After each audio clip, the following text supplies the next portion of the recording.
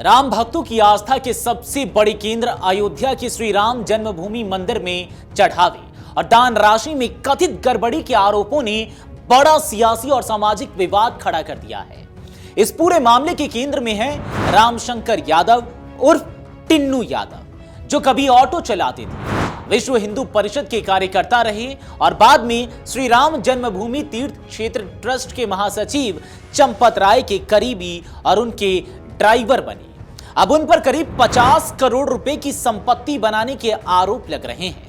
हालांकि टिन्नू यादव ने सभी आरोपों को खारिज करते हुए दावा किया है कि उन्होंने ऑटो चलाने, संगठन से मिले मानधन और मकान के किराए से अपनी संपत्ति बनाई है।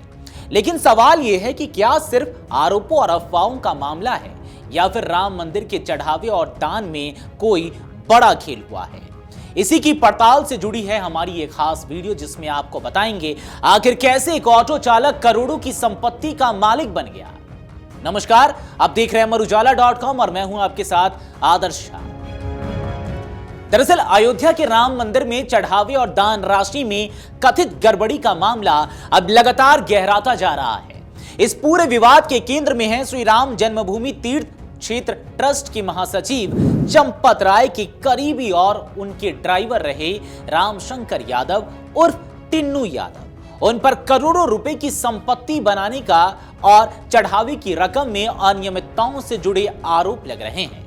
हालांकि टिन्नू यादव ने इन सभी आरोपों को पूरी तरह से निराधार और भ्रामक बताते हुए अपनी सफाई पेश की है।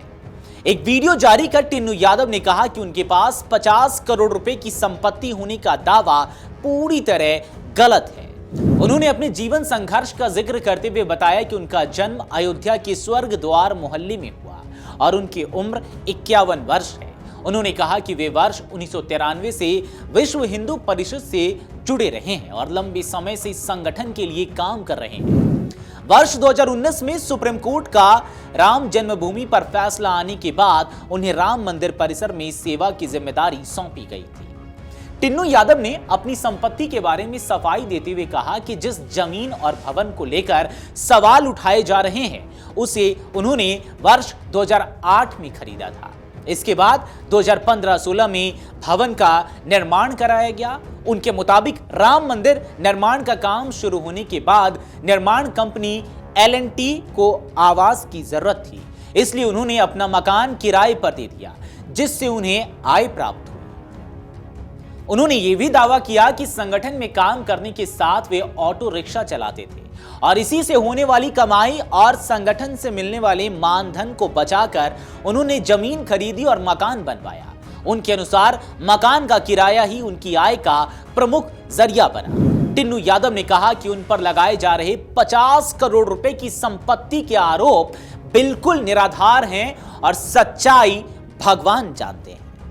लेकिन टिन्नू यादव की सफाई के बावजूद कई सवाल अभी भी अनुत्तरित हैं। आरोप है कि चंपत राय के ड्राइवर बनने और राम मंदिर ट्रस्ट से जुड़ने के बाद उनकी आर्थिक स्थिति तेजी से बदली।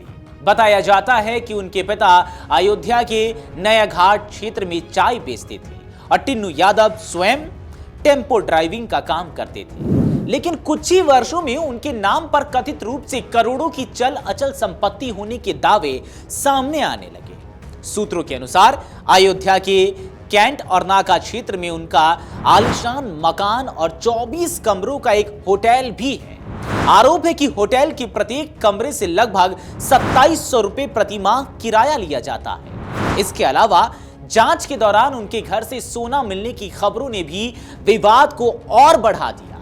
भाजपा के पूर्व सांसद विनय कटियार ने भी टिन्नू यादव और ट्रस्ट से जुड़े कुछ पदाधिकारियों पर गंभीर सवाल उठाए हैं। उनका कहना है कि मामले की निष्पक्ष जांच होनी चाहिए और यह पता लगाया जाना चाहिए कि आखिर एक ड्राइवर और संगठन के कार्यकर्ता ने इतनी बड़ी संपत्ति कैसे अर्जित की। इधर राम मंदिर में चढ़ावे और दान राशि में कथित गड़बड़ियों के आरोपों को गंभीरता से लेते हुए उत्तर प्रदेश सरकार ने विशेष जांच दल यानी कि SIT का गठन किया है। SIT टिन्नू यादव समेत मंदिर से जुड़े कई सेवादारों और कर्मचारियों से पूछताछ कर रही है। जांच एजेंसियां संपत्ति के दस्तावेज, आय के स्रोत, बैंक लेन देन और अन्य वित्तीय रिकॉर्ड खंगाल रही है। फिलहाल टिन्नू यादव ने खुद को निर्दोष बताते हुए सभी आरोपों को साजिश करार दिया है। बंधुओं, सादर जय श्री राम। मेरा नाम रामशंकर यादव उर्फ टिन्नू। मैं अयोध्या स्वर्गद्वार मोहल्ले में जन्म हुआ। हमारा जन्म तिथि हमारी है 51 वर्ष और मैं 1988 में ओटीसी किया। 93 में विश्व हिंदू परिषद से जुड़ा, राम जन्मभूमि न्यास से, इसी में कार्य करते रहे। 2019 में जब निर्णय आया जन्मभूमि का, उसके बाद हमें यहाँ कार सेवकपुरम से मंदिर परिसर में लगा दिए सेवा कार्य में, वहां कार्य करते रहे। जो हमारे ऊपर सोशल मीडिया के कारण आरोप लगाए जा रहे हैं वो सब निराधार हैं, ये गलत है। हमारे मकान के बारे में जो दिखाया जा रहा है वो भी गलत है। बंधुओं, जो हमारे जमीन के बारे में बताया जा रहा 50 करोड़ रुपए, वो 2008 में हमने बैनामा कराया था और 2015-16 में हमने इसको निर्माण कराया। 2019 फैसला आने के बाद LNT जियो आई, उसको आवास की जरूरत थी, हमारा आवास खाली था, मैंने उनको रेंट पे दे दिया और वो रेंट पे रहा उनके साथ LNT जियो। बंधुओं, मैं यह विषय आपके सामने रखना चाहता हूँ। मेरे पास इतना पैसा कहाँ से आया इसके बारे में बता रहा हूँ। मैं संगठन का कार्य करते समय साइड से अपना ऑटो का कार्य भी करता था। ऑटो से 2 पैसा हमको प्राप्त होते थे।